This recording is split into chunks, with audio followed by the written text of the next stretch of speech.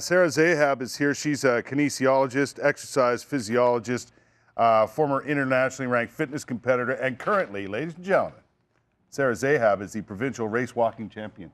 We're talking about race walking like they do in the Olympics. That's we saw last right. week. Yeah. I love watching that. You do? I actually do. Okay, I think great. it's pretty cool. It is pretty cool. They can go pretty fast. They can, and Yeah. you have to have one foot on the ground at all times.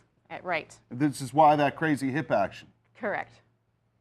It's something to tell people about, Sarah. We're going to tell people about posture today. And posture is important in race walking too. Posture is important right? for everything. I'm one of those, I don't so much slouch, but I kind of lean forward, I think. You I don't perch, know. Yeah, when I'm sitting or standing. Right. And I try and remain more upright when I'm walking. Right.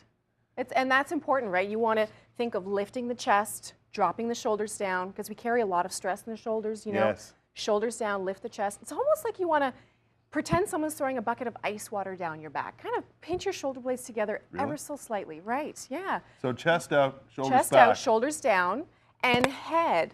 We spend a lot of time with the head protruding forward. You want to retract the head so that it's sitting, I don't know.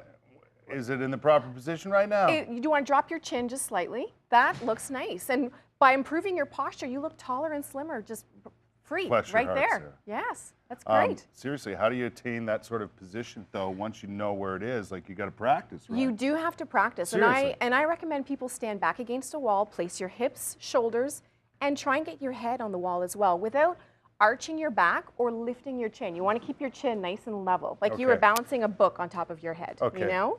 Yes. I just have a hard time knowing when my head's level. You know what I mean? Right. You can use a mirror or use the wall or use a book to practice. True enough, eh? And that's the old thing that always works. Yeah. What can nice posture do for you? Posture can alleviate a lot of pressure off of your muscles and joints, especially the neck and the upper middle back, as well as the low back. So if your head is forward just by like 5 or 10 degrees, the cervicals, there's a lot of pressure on the back of the neck here. Yeah. Just by bringing your head back, you can take a lot of pressure off of the joints and the muscles. Also, relaxing your shoulders down can take a lot of pressure off of the upper traps here. Yeah. So you want to think about rolling your shoulders up, back, and down throughout the day. Crack, crack, crack. Throughout the day to take some pressure off of the neck. Right. Right.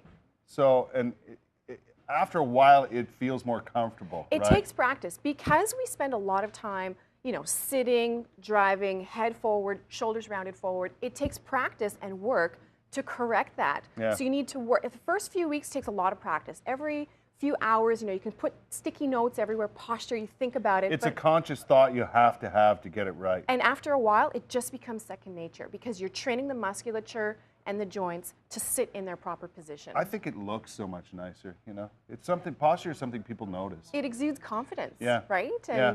But it's functional and it takes pressure off of your body. Yeah. Imagine rounding your shoulders forward, sticking your head out, and just walking. Imagine doing that. It's hard on the low back. Right. Bring your shoulders back and your head back, and everything feels great. I think this applies to, and we were talking about it in the break there, like my posture when I'm sitting is different. Like I sit on the edge of my seat a lot of times, you know, even on the couch. Right. And I sit there and I kind of lean forward, and then when I get up, I'm like, oh my God, this is killing me. Yeah, and not everyone can get an ergonomic assessment, right? So you want to think about sitting tall, but taking breaks frequently will help because sitting static, that static posture for long periods of time is very hard on the body. The body wasn't meant to sit for long periods of time.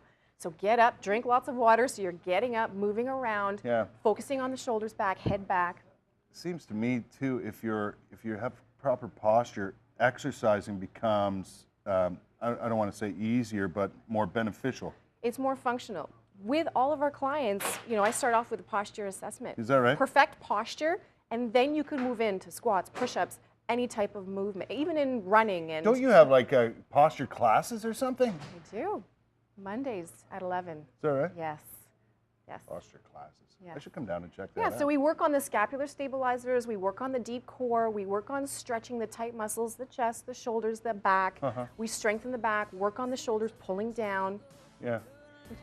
We did this entire segment standing up. Later we're going to lie down. We are. Because you also do a muscular sort of assessment? Well, all of our clients start off with a musculoskeletal assessment. So we test for muscle imbalances and weaknesses first. We're going to do some of that later. Yeah, should be fun.